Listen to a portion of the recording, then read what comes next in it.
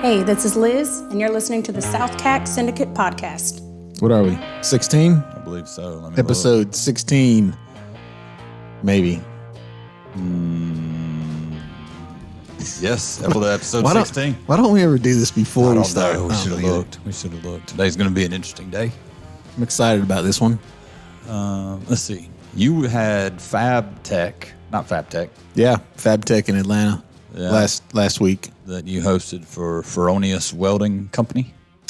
Well, they have a big booth there, and I did. They had me come in and do unveil some of their new products that they've just launched or whatnot. Based on your own YouTube channel and the history of the fan base that you already have there. Yeah, I was down there for 2 days, did a 30-minute deal, and that was it. Yeah. Did you get paid good? Yeah, for 30 minutes, I got paid real good. It's not bad. No. Not a bad gig. Yeah. Would you call yourself a social influencer? Sure. Yeah. When you get hired to make an appearance, yeah. Yeah. That's pretty slick. Was it a good turnout? It was a really good turnout. Was Feronius... I mean, it's big. It's a big event anyway. Is it their first year in Atlanta? No. So FabTech goes Atlanta 1 year, Chicago, which is their main event. And then they would go, I think, maybe to Las Vegas. Or maybe Las Vegas is kind of here and there. Maybe it's like 2 years in Chicago, one in Atlanta type of deal. But Chicago's the big one. Atlanta is big, but not as big. And a lot of those companies, too, are all kind of based out of that area. And so when they do FabTech in Chicago, they always have bigger booths, spend more money. Well, they're growing. They're a growing company, too, in the United States, right? Yes. Yeah. But everybody's there. Lincoln, Miller. Yeah. There's more robots there than I've ever seen. Every plasma, laser, water jet company in the world's there. Like, everybody's there. That's crazy. So, fab tables, everything. Famous people besides you? Oh, yeah. Lots of them. Yeah. Yep. How was the Hard Rock after party? It was pretty good. Yeah. It was pretty good. I saw some of your reels. I think I was in Costa Rica while you were in Atlanta. Okay, yeah. Yeah, so I just got back. That's why. That's why we missed another week last week, folks. Yeah. Just bear with us. Yeah. So it was our schedules just kind of get busy at this time. Of course, you were on business. I just went to go mountain bike. I know you're retired. Yeah. I'm still trying to figure it out. If you ever get the chance to mountain bike in Costa Rica, go. Yeah. It is world class. You know, a monkey jumping through the trees, almost hit an iguana, about wiped out. It was. I could see that. Paddleboarded around the islands a couple days. It was fantastic. Interesting. Yeah. So today we have a guest with us, a local guy, but a friend of mine for many, many, many years, Mr. Troy Woodland from Just Aircraft. Welcome to the podcast, Troy. How you guys doing? Oh, good. We're doing real good. So give us a rundown of what, like a really short, abbreviated version of what Just Aircraft is. Just Aircraft is a little company here that we manufacture kit aircraft. Okay. They're referred to as experimental, and we basically build 50% of the kit, and then the customer takes And builds the rest of it. 51% basically. Is it So we're is it basically like a bolt together assembly type deal, or is there still fabrication, welding, that sort of thing that goes on their side? They're for the most part, it's more of an assembly kit for them.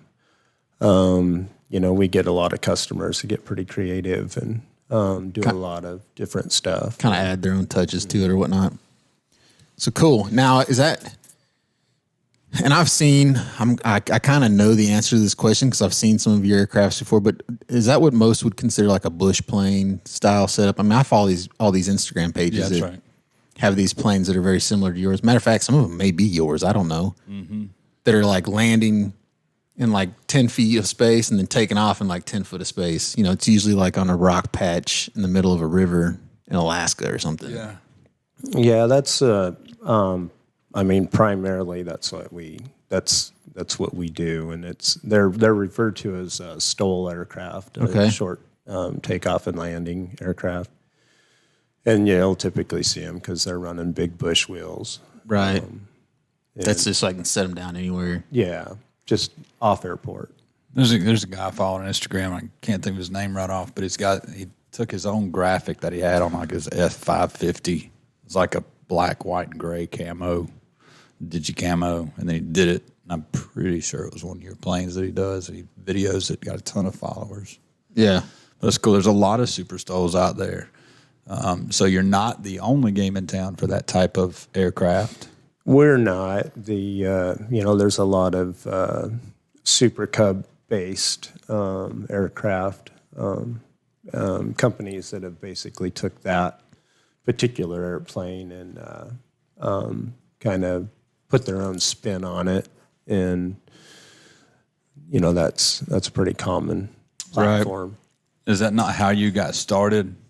Right. So I think if my memory serves correct, I could be wrong, so correct me by all means. You said you used to fly, and you thought that I could just build a better airplane than the one I'm flying now. Is that kind of how you got started tinkering around and making adjustments? Yeah, I got started in basically ultralight aircraft when I was 18 years old. And, I had a little farm out there out in Idaho, and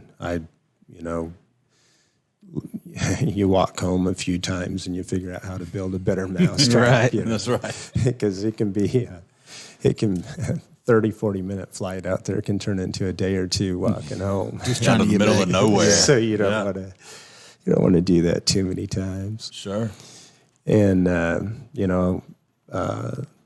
people would see what I was doing, and they liked it, and it was kind of a hobby that got completely out of control. As they usually do. No doubt. Yeah. Costa Rica. Yeah. Mountain biking. I know. Is flying your passion? I definitely love flying.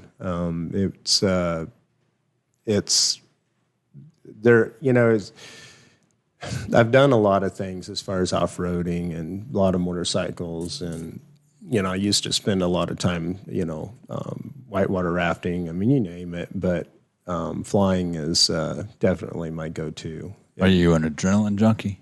I mean, I wouldn't say that. I would say I'm a pretty relaxed dude, and these days. Yeah. Are you one of those? Because I'm very much this person. Are you attracted to the challenge of things? Like once you kind of dial it in, you got to figure it out, and it's not any fun. I mean, does it turn towards not any fun for you, and you kind of go on to the next thing? Yeah, I mean, it's yeah, you could say that. I mean, with the Super STOL, we did a lot of, we thought outside the box pretty aggressively on that particular airplane. And at the time of that, I'd pretty much, achieved everything I could do with the current model, the Highlander. And it was pretty exciting to say the least. The first time when I ran out of excuses to fly it and it was finished, it was a complete prototype, and somebody's got to fly it first. Yeah. And, who's that guy? This guy. and I wouldn't have it any other way. I fly all my new designs, and It's like we've had some fun first flights. Yeah, Sure. that's like I seen, and it's been a while, but that new Boeing plane that's all carbon, Hadn't seen it. Yeah, that Dreamliner. and I seen some of the test flights they're doing. They'd literally take that thing off and like almost fly straight up with that thing. Just to test its limits, find out. I guess so. Where the But my barrier thing is like that's. I mean, I guess it's the same for you. It's untested. I mean, there's a lot of engineering that goes into it. There's a lot of things already, the balance points, and a lot of that stuff. Where you can get it, I guess, pretty close. I'm guessing. Yeah, I mean you definitely I mean there's a difference when you design something and you're going to be the first one flying. Yeah. You kind of Dot your I's and cross your I bet T's. you do. Do you do your own welding on the first one, or you trust your factory employees to do all that? I do on some of the prototype stuff, but anymore when it comes to the fabrication stuff, I always let the guys that are better at it than I am anymore do it. Now, your cages are aluminum, or are they steel? They're 4130 chromoly steel. That's what I was thinking. Same thing Bibster's built out of. Oh, okay. Yeah. So Okay. I basically built a plane With four with tires, no wings. or propeller, Yeah. or wings, yeah, or tail section. But I mean, the chassis is the same. I guess. So, Troy, for the guy listening to us now, or the girl listening to us now, that is familiar, like Cessna 172 is about one of the most common planes that you would see at your local airport. Tell me the difference between the Highlander or the Super STOL or the XL that is different from the people understanding what the Cessna 172 overwing is. Well, the Cessna 172 is it's a great airplane. They're basically a unibody construction. Formed aluminum. Mm-hmm. So it's got like a structure that's basically sheet metal. The skin is the Got structure. Spars, some kind of The spars in skin there. is the structure. It doesn't Yeah. have a subframe inside it. Yeah, they just got ribs and Built very much like the wings, I guess. Where you Yeah. got the. Okay, makes sense. so, and those airplanes, they're very well. They're strong. They're tough. They're very well engineered, and they were, produced. They're primarily used as trainers, and Yeah. they're easy to fly. They have a great track record, and we're building. Our structures are steel cage type structures, and they're wrapped with fabric. And Fabric like it's basically a synthetic fabric, and Is it coated glue with it on. something? yeah, you basically glue it on, and then you shrink it with an iron, and then you paint it. It's basically like It's like you built RC planes back in the day. shrink wrap. it's a lot like that. It's basically all your early airplanes were fabric. The tail feathers on DC-3s were fabric. Yeah. Most of your STOL off-airport type airplanes are they're tube and fabric like Super Cubs. Yeah, it's interesting. We used to use this stuff back a long time ago. I used to be a fan of RC airplane. We used to use stuff called Monocoat, I think it was called. Yeah. And it's more of it wasn't a fabric, but it kind of served the same purpose. Like it was more of like I don't know, how to describe it, like a vinyl sticker. Yeah. You kind of wrap around, heat gun shrinks it up. Makes everything tight on your balsa wood frame. Yeah. Yeah. So- I remember those. And I mean, I guess the planes were built similar to what you would be building too. I mean, obviously you don't need as much engineering in a balsa wood RC plane, but Sure. you got Well, the concept is the same. There was a movie with Dennis Quaid in it called The Phoenix. They get stranded in the desert, and they had this RC plane builder with them. And he's like, I can build a plane to get us out of here. And they find out halfway through the build that he's a toy builder. And he's like, they got all mad about it. And he's like, the lift, all your four components to fly are the exact same. Yeah, we just got to scale it up some. Whether it's an RC plane or a real plane. And I guess that's true, right? It's absolutely true. It's all the same physics. It just depends on how big you want to build it. That's right. Yeah. So I learned when I started my pilot's license in a 172. Yeah. Out of Quincy, Illinois, and I had a great instructor named Andrew Dow. Shout out to Andrew. Shout out to Andrew. And I remember the first time he let go of the yoke and said, "Okay, bring us in." And I get right next to the asphalt, and he's like, "Pull the nose up, pull the nose up, pull the nose up."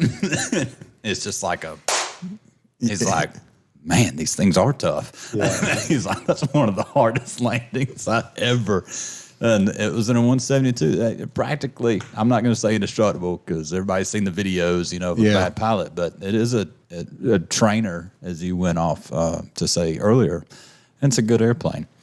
but your airplanes are made for so STOL, STOL, Super STOL, stands for short takeoff Yeah, and landing. So it's not made for your average runway. I've flown a few times with Troy, and if we ever have to refuel and go to the airport here locally, we land in the grass. Yeah. And not on the asphalt. Off the side of the runway? Yeah. Yeah. And and his runway at the shop is all downhill, aiming towards water. So taking off, it's like you're just looking at a duck pond there, and then you just pull up and coming in, you're landing at the bottom and popping off. So you've set your planes have set some records, right, for shortest takeoff. Well, Steve Henry out there, he's my Idaho dealer. Follow him on Instagram. Some of his stuff is all just crazy, and all that's in your aircraft. What's the Instagram? Just type in Steve Henry. Steve. Wild West Steve or I don't know what it is. something like that. His company is Wild West Aircraft. Steve Okay. Henry. So you can probably find him like that. So he has set some records there. Well, I mean, I don't know if we'd say set some records, but he's done some very creative things. He's the one that done that dead stick takeoff that I mean, it's got millions of views. Now, what is a dead stick takeoff? He just coasted off a hill out there in eastern Oregon with the engine off. He just rolls it off. Oh, I got you. So he's just he's gliding basically. Cool. And the other day he did a 1.5 foot takeoff, I think, with the brakes locked. So he like locks the brakes and gives it full throttle until the tail section picks up, and then like lets go and He doesn't even let the brakes off. He just takes off and no, it's 2.5 feet with the brakes locked up. I can't even comprehend how. I mean that's in the way half of this table. yeah. The width of this table. Just So he's got so much airflow over the tail section that it picks the tail section up, and then he just gives it full. So a lot of full that, elevator. A lot and of that that is thing, in prop, I would say. Well, in this particular case, it's not only prop, but he's running a Yamaha street bike in. Oh, actually, it come out of a sled, a snowmobile. And it's two-stroke? It's 4-stroke. Oh. It's pumped up around 300 horses, little over maybe. That's awesome. And then he had wind, on the nose too. So Gotcha. That helps. Yeah. Yeah, all those little things help. But You can take off at 1.5 foot. What about your short landings? that particular day, he probably didn't. I'm sure that. He's landed backwards. So you have enough wind in your face, you could probably just come in there and set it around on the ground. That's crazy. Yeah. Way to go, Steve. And so he's been they had the STOL aspect of aviation has got really, I've been doing it now for 28 years. And the last 10 years it's got it's snowballing. It's getting really popular. And it's kind of neat because you're seeing a lot of the younger, a lot of guys in their 20s now that are following a lot of these YouTubers out there that have, put it in their lap. Yeah. And it's pretty neat. And Steve was one of the, he was one of the YouTubers in the early days when he was doing all that content. And, it back in 2008 thing, I'm not selling groceries, we're kind of a specialty type thing. Business got a little tough back then. And, his content that he was doing out there, it definitely helped me in my business. Stay alive. And his business, at the time, 2008 hit him hard also. He's a crane operator by trade. And we were chatting, and he was always sending me this cool video content. And he did a little bit of YouTube stuff, but I was like, hey, you need to start posting some of this stuff. And so he did, and then he became I signed him up as a dealer, and he started selling airplanes. I bet. And it was valuable stuff, but it's been fun. But now they have all these different type of STOL cross type competitions now with traditional STOL, and then you have the STOL drags that they did at Reno. Seen those, This is the second year they had it, second or third. And then the High Sierra fly-in where they do the STOL drags out there on the dry lake bed. I was gonna say that's gotta help your industry as far as just brand awareness. Yeah, no, Steve definitely, he definitely does a good job out there, promoting the Highlander. He prefers that airplane over the Super STOL, which is fine. It's, I prefer the Super STOL. Everybody's going to have their favorite model, That's right. Depending on what their use of it is. So you say Steve is a dealer, and I know you've got several global dealers, right? Yeah, other countries. Yeah, we have dealers all over the world. And so, do you crate what you build here in Walhalla and ship them, and they construct the airplane for their end user? Yeah, is that what a dealer is? The dealer's buying the kit from your company. Yeah, the customer goes to their dealer, and then they spec it out, or yeah, whatever. they spec it out, and then the dealer, calls us and orders. Usually, if the airplanes are going to, say, New Zealand or Australia, or pretty much, they typically ship, a few at a time in a container. And so they'll hold off. That way, their customers are sharing the expense of the container. Right. And get a couple of them at once. Yeah. Speaking of like YouTube, and I'm actually following these guys right now, and you may be aware of them. They're actually doing a prototype build right now of an idea they've got called Dark Arrow. It's all full carbon. It's supposed to be like a super fast 2-seater, maybe. Yeah. Is the idea. Kind of like a Diamond 20. I've seen a few of those guys. They're young. Yeah, they are young. I think they're using I think it's a Belgium engine. The UL Power is what I think they put in it. And I think I kind of just briefly what I watched, it wasn't the most powerful, but I guess it was the best weight to power ratio, which is what they're after or something. I don't know. Yeah. No, that's I have watched a couple of their videos, and it's it's aviation. Yeah. I prefer the wing on the top. Yeah. And I prefer tires that I got probably more drag in one bush wheel than their whole airplane. I guarantee it. Well, the thing that's interesting to me is they're actually launching this whole project through the visibility of YouTube. Yeah. Like we're learning, and you're watching us learn. You're watching us build this prototype, and then once they've gained so much traction that once they've already got people that are interested, I'm sure. So once they get it dialed in and they start going into production, they're going to have customers. Whereas if they would have done it off YouTube, and did the whole process when it came to do production, like they'd have had to go source people. Yeah. Right? Yeah. Source buyers for it. It's cool that they're sharing that experience as they're learning and they're from their own mistakes and stuff. Like if you had a YouTube channel at your facility, it'd be huge. And you would probably, you could make. He's already huge though. But I'm just saying, like, there's a waiting list if I was to buy an airplane from you today, Troy, and I didn't want the kit, I wanted you to hand me the keys and say, "Here's your airplane." What is my wait time currently? Oh, it would take 3 years before you would. Is that because you're selling them too cheap, or is that?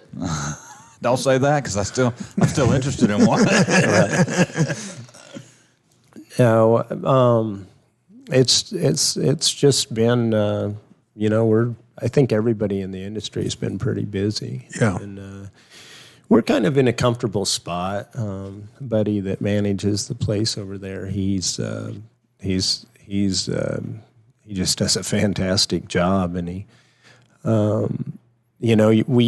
we went through a time, it's been 8-9 years ago where, we had 30 plus employees, and, we were cranking out, I think Buddy did 125 airplanes that year, which is a lot. We were actually talking just before the podcast.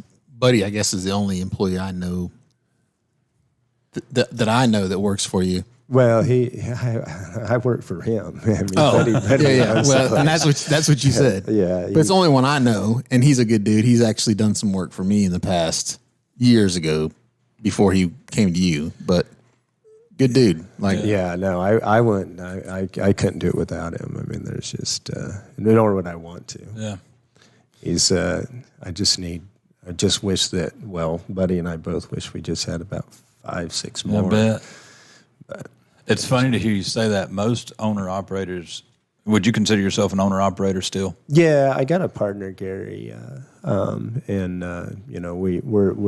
we own it, and Buddy runs the whole thing, and I don't know. I basically do what I'm told anymore. So most owner-operators are reluctant to hand the keys to the shop to a buddy, right? So to hear you say, "I've got all my faith in my number one, I couldn't do it without him," is a big deal. You won't hear a lot of leaders say that, things like that. Well, it is what it is. That's right. That's right. One of the hardest parts about it was when he took over the shop. It was hard. It was hard for me, because I'd been doing it a long time, and the worst part of it was, a couple months later, I realized he was doing a way better job than I ever did. And that got on the logistics side, yeah, all the way around. All the way around. Way to go, Buddy. Yeah, so Buddy worked at ATS. Was it ATS? There was, if you ever go out 11, just before you get to 85, as soon as you pass like the bounty line that's right there, there's some buildings on the right. Okay. They used to make Grand National parts. You know what Grand National is? Yeah. The car? Yeah. Yeah. So they were like the leading facility that made all these Grand National parts. They made exhaust, whatever. Buddy worked there for a long time until they shut down. They went out of business. Everything was up for auction. He went to work for Scott Black for a while. Line them up. Yeah, line them up. They built some cars, and then he went to you. But I remember him talking about going up there and interviewing with you for that job. And I think he maybe looked around. I guess he did a little bit of welding for you or something. And he was like, "Man, I don't know if they're going to give me the job or not, because I didn't have any qualifications, especially not in an airplane, especially not in the aerospace world." But and here he is today. Yeah, running the company, sort of. No, he does. He does it all. I mean, it's yeah. That's awesome. How many employees is Just Aircraft today? I would say, I'm not the guy to ask. But he probably has. He's probably got 15 to 18 people up there is what he runs. All full time, or some part time guys. One shift. Yeah, they do. But he runs 410s up there. I got you. And then how many dealers do you think you have today? Oh shoot, I don't know. I would say, I don't know, dozen. It is. Yeah, it is. This is why we're 3 years out. Yeah. If you want an airplane, I don't know, a dozen. Hell, that's why I have Buddy. If you want to know something, don't ask the founder of the company. That's not going to work. He has played his cards perfect. No, if you ask me, because he's like, I got a guy. That's right. I got a guy. I don't need to. So I follow another Instagram, Fly Me to the Fun. Yeah. Right? And so they bought like this old 50s or 60s model Cessna 150. And they are just crushing it. They're YouTubing all their flights. Landed here in Clemson one day. They're based outside of Atlanta. Yeah. Good group. And I like the little 150. Super small. Can I turn the 150 into a bush plane with do you sell kits to upfit other planes with your bush wheels, your undercarriage and all that? He wants to be able to land in my pasture. Yeah. So when I have... are you seeing this where they're taking different parts to make an airplane that was not made for bush to go to a bush plane? Oh yeah, I mean, there's one with the 150. They have the Texas tail dragger kit that they basically was a modification for it. I believe you can put like an 0320 150 horse, and then you have a pretty neat little airplane. I've never flown one, but I'm assuming flying 150s, 152s, that they probably fly pretty good. Sure. My hope is that when Jared gets a plane, as long as it's a bush plane, he can land it in the pasture. I can get him off the mountain. I don't like to come off the mountain, man. So I would love to talk about, because this is primarily a business podcast, I'd love to talk about like how you got started, some things that you would do differently maybe, or recommend for somebody else that's trying to kind of start their own business. I'd also, if you're keen to it, I'd also like to talk maybe specifics on, some parts of the plane. But let's take a break first. Sounds good. And we'll come back and see if we can dig into that. Yeah, you bet. Let's face it, shopping for insurance can be time consuming. When it comes to your auto and home insurance needs, make things simple and trust your Allstate experts. They will help you get the coverage that fits your needs while helping you bundle your auto and home. Bundling saves money, sure, but it also saves you time. So you can enjoy the things that matter most even more. Contact Clemson Allstate agent Shane Smith at 864-654-1047 today for a free personalized insurance proposal. Allstate, are you in good hands? And we're back with Troy Woodland from Just Aircraft, based out of Walhalla, South Carolina. Thanks Do you have again. a website, social media, like people that are listening or watching, a way to go like kind of visualize what we're talking about? Yeah, we have a website, justaircraft.com. I don't know. I don't really. Yeah, but I mean, they can go look at it. Yeah, they see. can. See it. There's just Aircraft. It'll show up. Probably all just over the search Just Aircraft. Yeah. I would think you can find all your stuff. You can find it on YouTube as well. And on the website, justaircraft.com has some YouTube videos up. You can actually build out your airplane, kind of like to see what it would be or what it would cost. You could reach out to Just Aircraft. Somebody will answer the phone, walk you through it. So. Yeah. So let's get back into the business side of this.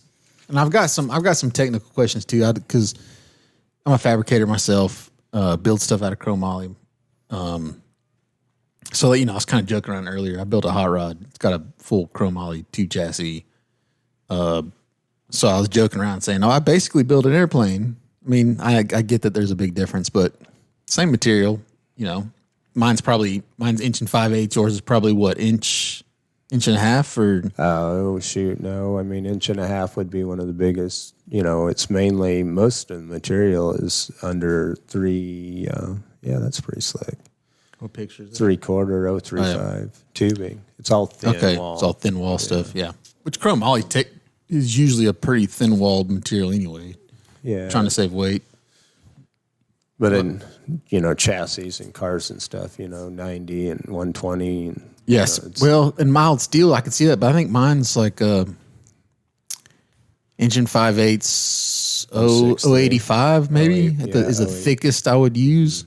1 1/2 inches like 065 probably. Yeah. So anyway, on the business side of it, was this the business itself? Was it something you aspired to do, or was it something that more just happened? Found you? Oh, it absolutely found me. I mean, I didn't. You're just tinkering along, hobby-ish. Yeah, well, it was one of those things. I mean, I turned 18 years old, and I went skydiving years ago, and my best friend and I, we would drive up there every weekend, and we would, with the ceiling in Oregon there, it was terrible, and it just happened to be on an ultralight strip that we were jumping out of. Well, the ultralight guys, they were just having a ball out there flying. I mean, the ceiling would be 100 feet, and they were out there just 95 trimming the feet. hedges. Yeah. Oh, they'd be 5 feet. And I got looking at it, and I was like, man, those guys are having fun. And I went over there, and I started chatting with some of these guys, and they were like, yeah, and I'm like, what's something like this go for? And they're like, at the time I was just thinking about what, I was going to get a canopy and start skydiving. Yeah. But shoot, that wasn't any fun anymore, because you couldn't do it. You had to rely on on an airplane, a ride. The weather had to be just right. Yeah. And these guys were having a ball, and they were like, oh yeah, a couple grand, you could be flying. And I'm like, what? I mean, I'm like, How much does it cost for a canopy setup? shoot, more than that, $3-4 grand. Yeah, at the so time, for almost the same price, you could be flying. yeah. And so that's kind of the direction I went, and I did. I started flying ultralights in the early days, and it went from there, and it was just a hobby of mine. I don't want you to continue, but just give us a little bit of like insight, because I don't know, and I'm sure our listeners and viewers be the same way. But like, what does it take to like get an ultralight and just take off for the first time with no license and no, like, did somebody say, yeah, you just do this, do that, and Take it off, go? the easy part. Well, you know what I'm It's saying. trying to land. You know what I'm saying? Because I'm just thinking about this. If I was going to do it, like if you had an ultralight and I bought it and I got it in my pasture, and like he just said, yeah, man, all you got to do is pull back on the stick, do this, do that, and the first time would be a little scary. Well, it's not. Back in the 70s and the 80s, when the ultralights were pretty big, that generation did that, and they did a lot. They figure it out. Yeah, and they did, and a lot of them got away with it, but a lot of them didn't. And I think it was 2020 did a deal where they had a news cast guy, that tried to fly an ultralight and killed him. And it just killed ultralight flying at that point in time. And I don't recommend that. I kind of good disclaimer started that way, but it bit me one time in a bad way. You said that they're just as popular as they used to be. I don't ever see them anymore. Well, I wouldn't say, because they were really popular, just like the hang gliding was back in the 70s and 80s. But today we have so many airplanes, like my Highlander or any of the airplanes that we offer over there. We can get dual instruction, and we can get a guy flying in a hurry. I had. My best friend that I started skydiving with, he quit skydiving about 10 years ago, and he went to High Sierra flying with me, where they did the STOL drags, and he just got hooked. He's always wanted to fly. And he got his written out of the way out there in Oregon, and he come out here and he hooked up with Ross and Katie, and they got him. He was scheduled to be here for a week. The first couple hours, Ross soloed him, and then weather was bad, right. So he ended up staying 2 weeks, and he had to fly down to Florida for his check ride, and he left 2 weeks later with his license in hand. Yeah, which is pretty cool. You know what we should do? We should document your process. Oh, that would be for the good. YouTube channel. On my pilot's license. Yeah, that's actually a great idea. Yeah, we should document. Do I get a free plane out of it? No, but I won't charge you that much. Per hour. Give you retail. Yeah. Dude, I'd love to. So I hook up with Katie via telephone, and she was telling me, look, if you can just order all the stuff. Katie. She's a flight instructor. Gotcha. She does quite a bit of. Who you recommend, I guess. Yeah, absolutely. Yeah, so that's who he put me with. And so she was very, very great on the phone. She said, I'm going to shoot you an email, and here's what you need to order. And you can find most of this off Amazon. Yeah. Like, I've got my Bose headset. Like, I am ready to go. Yeah. So when I work out in the mornings, I would just watch the videos. I downloaded the Sporties app, right? And just watch the basic ground school stuff. And then everything just came to a halt. Katie's corporate gig put her out of town a good bit. They shut down our local airport here. Yeah. So we just got to reconnect, and actually planes fly better in the winter than they do the summer, correct? Yeah, I mean, be patient. It'll come. It will. But when you start, though, you really want to go all the way through it. Yeah. Yeah. Yep. No breaks. The air's thinner in the winter. That's right. Yeah. Airplanes want to be high and cool. But it's really, really important to flight instruction is cheap insurance, and I've been doing this since I was 18 years old, and unfortunately I've lost a lot of good friends. It can be real, but all of it could have been avoided. Yeah. And So we talked a little bit about the ultralight side. Hold on. Those for listening, an ultralight, if you don't know, and this is the way I describe it, you guys correct me if I'm wrong. It's like a go-kart with wings. It's like a small tube. Usually they're 3 wheels, 1 up front, 2 in the rear most of the time, or Yeah, I mean there's open air. There's tail wheel designs, there's tricycle designs, but they're typically really light because they can't weigh more than 254 pounds. Gotcha. And usually it's just like a canvas wing top. There's no bottom, right? It creates the airfoil just on the top side. A lot of them are single surface, which is just the top. Yeah. But there are quite a few out there that have dual surface. So they fancy ones, I guess. Yeah. So you came up with a 1-seater, and it is the 103 Solo, right? Was this pre-COVID a couple years ago? Yeah, well, we started it. My oldest son, we had some ideas on the drawing board, on how I would build, an ultralight, because I've always liked flying, the freedom of flying ultralights. It's just a lot of fun. Yeah. And it's inexpensive. And aviation has got, like in everything else, it's got expensive.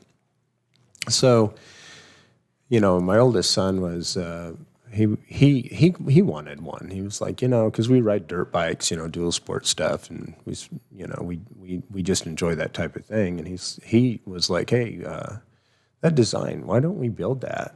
Mm-hmm. And of course, I'm like, nah. I mean, there's a lot of R&D, a lot of engineering that goes into something as simple as an ultralight. Yeah. Matter of fact, it's actually harder because we have a very, very tight criteria on weight. Because you have to make under that. That's right. Yeah. And so when you're looking at every aspect of it with your wing loading and on, you just can't over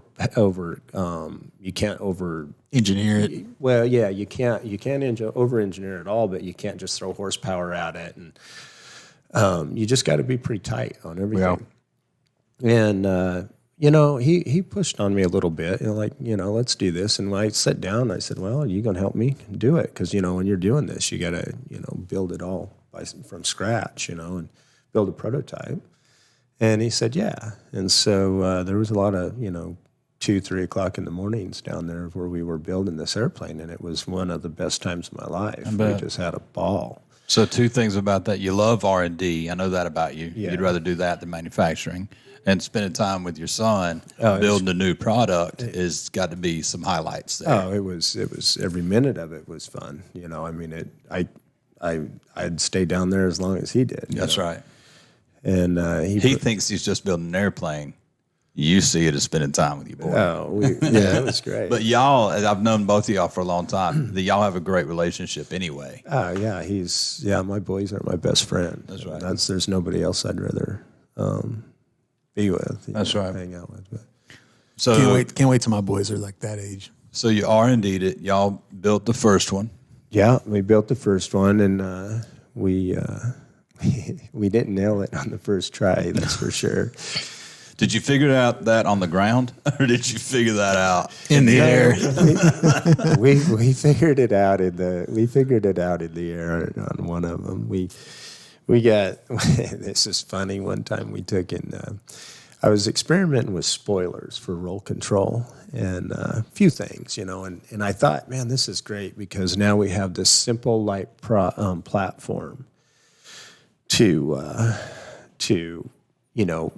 work out a bunch of this technology or a lot of these ideas I've kind of had in the back of my mind, but I didn't want to take one of the expensive big airplanes that are registered, and you're dealing with the FAA and NTSB if you get any type of mix-up, right?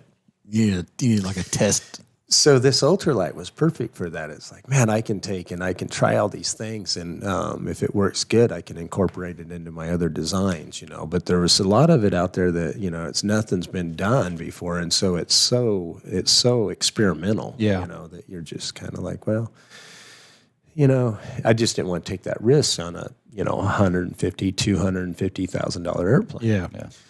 And so I'm trying these things, and well, first one didn't work, and the second one didn't work any better. But we were out at a little airstrip south of here, and when we were doing this, my youngest son Thad, he was this airplane. He was calling it his because it looks like a toy. You know, it's just this. Right. It's kind of a neat airplane, and I mean, you couldn't keep him out of it. Matter of fact, we had to keep. We installed dad switches, is what they're called, in all of our airplanes, which is it's a master kill. Because he'll go in there and he wouldn't think twice about just cranking them up. Take off. Right inside the hangar, you know, just, and I could hear a master switch click from, you know, an acre away. I bet. Yeah, it's crazy. But so anyways, this was his airplane. And he referred to it as his. And I got lots of pictures where little things bother him, like if there's not nuts on things, and he'll sit there and he'll take hammers and just, he's got to make it right. And like one of the generations of this wing, I was changing the ailerons and some spoilers and different things on it. And so I'm cutting fabric to re-engineer it and rebuild it. Right. Know?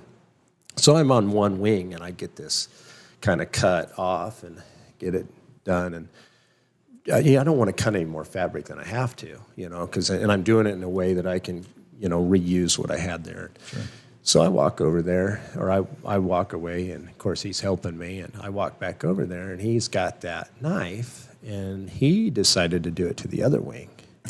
And he did a beautiful job, and he was so proud. He's like, it's the same, Dad. It's the same, Dad, just like that. And I was like, yeah, that is, you know, thank you. But anyway, so this airplane was his. Well, I was out at this airstrip, and I did a test flight. Well, I didn't make it back. I ended up having to put it down, you know, about a quarter mile or so. And both of my boys were out there that day, you know, and I just taken, you know, everything was fine. We just had to land it in another spot, and I'm walking back up through this field, and Tristan and Thad, they were running down that field because they just seen me go out of sight, you know, and I was like, you know, and Tristan wasn't too happy about the situation, you know, and we're walking back up, and Thad goes, "Dad, did you wreck my airplane?" And I said, before I could say anything, Tristan was like, I hate that airplane, you know. I mean, I'm done with it. I'm over it. It was a cool idea. Throw it in the trash. Tristan's just like, I'm just glad that you're all right. And of course, Thad's like, well, I care that he's out. I care Dad's all right. I just want my airplane. Yeah. But anyways, it was fun. So I'm not going to say Just Aircraft is a technology company, but technology found Just Aircraft in the 103 Solo, correct? Yeah, absolutely. So is it Microsoft that came to you? Can you tell us a little bit about that? Microsoft, they were with the new Microsoft Flight Sim.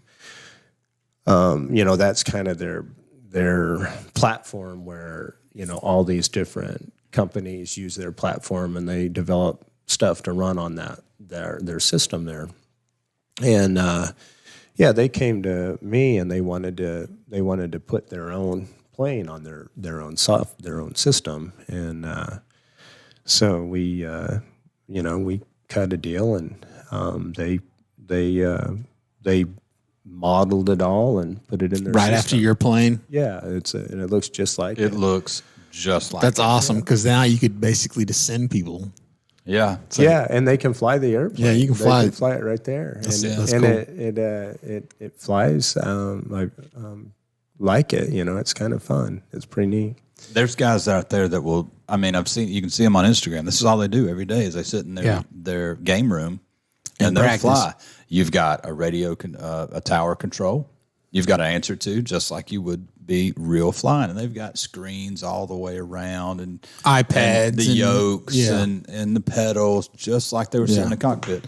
The good thing about modern flight, and obviously I'm speaking from very little knowledge, but is that technology is far enough now where like you can get a lot of your stuff. I see a lot of guys that I follow, whatever, that fly, and they're like doing iPad stuff, FlightAware, or whatever it is they're using. For flight.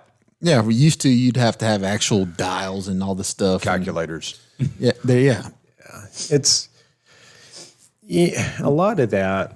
I still don't have ForeFlight, and I've traveled, coast to coast. I couldn't tell you. So you just create a flight plan and then. No, I mean I don't file a flight plan. I have a GPS. I do use that, and I mean it's definitely handy.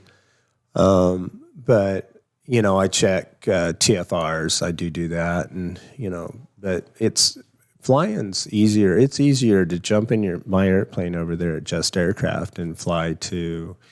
I don't care where it's at, then drive. But like Chattooga Bell Farms. There's no stop signs, no red lights. I go over 6 minutes for lunch. go over there to see Troy one day, and he was like, "You hungry?" I was like, "Yeah." He's like, "Let's go to Chattooga Bell." That's the best place to fly into. I was like, "Okay." Gotta be. He said, "Hop in the airplane, not hop in the truck." Yeah. And I was like, "Okay." So I get in the airplane, we go to Chattooga Bell, and land right there in the vineyard, grab a sandwich. We're coming back. Another time I flew with Troy, I said I wanted to go and see the Chattooga River. And so we flew over our property on the Chattooga, and then we go down and fly over the Chattooga. Over the Chattooga. Yeah. One of the best experiences in an airplane I've ever had. Yeah, I could see that. And absolutely exhilarating. I had some family coming in from Illinois, and I brought my cousin Alan to the shop because he's been to Oshkosh. And He flies a lot, and Troy takes him up, and I've got a video of them, I don't know, 10 feet off the ground from the manufacturer, from the company headquarters, and there's Doing flyby right back. It was a missed approach. It was. So it wasn't planned, or it was planned, kind of. It was we get a lot of deer there, so once in a while you got to clear them. You got to go. Gotcha. So it is quite the experience. So you've given tours of your factory. Is your factory open to the public to come by and say, "Hey, is Troy around?" or is Buddy around? Yeah, it is. If you want to buy. We've been so busy lately that it's Tough to make that time. It is, but if somebody's interested in aviation and they want to check it out, I mean that's what we like to do. I mean we promote it every way we can. You bet. And give us a call up there, and I would definitely check it out. I would definitely like to do that. Have you never been up there? No, I mean I drive by there all the time, going to the rock quarry. Yeah. I'd love to see like the manufacturing side of it. Yeah, because that's just so me, man. I'd geek out on that. You'll walk through and you'll see a couple holes and shells and a wing department, and then the R&Ds in the back. Yeah, and the see, I would dig fabrication, and I'm just like, that's when I fell in love with Just Aircraft. Yeah, and I no longer wanted a 180 or 172. I wanted a bush plane. Yeah. So from your base model plane to your biggest plane, what are we talking? Do you go from single seater to 4-seater? No,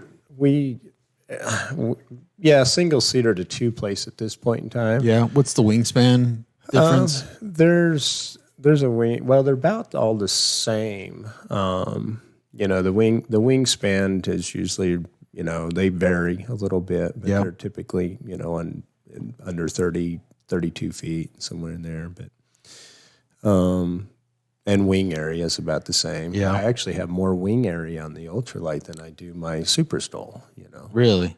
I guess that thing would like full glide. I guess they all probably will full glide. Yeah, they all glide. They're pretty draggy, so they don't have a great glide ratio. So what are we talking purchase price?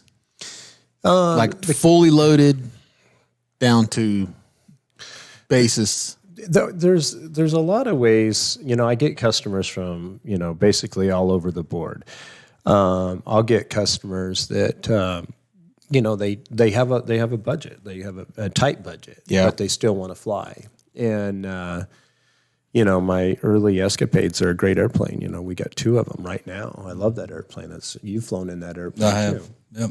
And it's great aerobatic airplane. I mean, it's just a fun airplane. And, a guy can purchase one of those kits for the kits right at this point in time. I think they're probably around $27,000. Okay. And then, you still have engine and avionics and stuff like that. Whatever you want to add to it. And so the engines nowadays, it's not cheap, but a lot of guys will buy reman engines. There's nothing wrong with reman engines. They're all your certified airplanes. They, especially now, Right. they're all reman. Are they typically like a flat plane crank style engine or? Well, yeah, they're most of the aircraft engines are. Okay. But there's all kinds of different engines people install on these. I prefer people to stick to an aircraft Pacific type engine. Yeah. Like a Rotax? Rotax, More Lycomings, Continentals, those type of things. So what's the top range? Like if you get one, if they order one from you, totally dialed, everything, all the options. I mean, if they do it and we help on the build side of it, on the other side, I mean, it can be 250,000 plus. Yeah.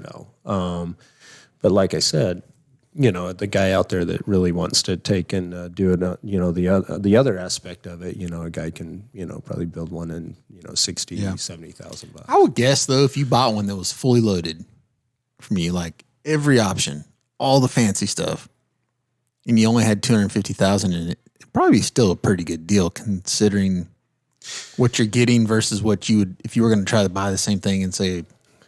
Well, that's just it. Is my customers that come and they pay something, they pay that much for an airplane. Most of them have a spot at their house that they want to land and take off, and 180. There's a lot of airplanes out there that you can purchase for $250,000, Right. But there's a lot of them out there that you can't operate outside the out of your backyard. That's right. And so those are the type of people that we Cater to. Yeah, absolutely. And That'd be me. And it's a better business decision than you think. Honestly, that'd be me because if I was going to get a plane and I had a choice of like keep it at my house, take off in the pasture, or pay to have it at the airport.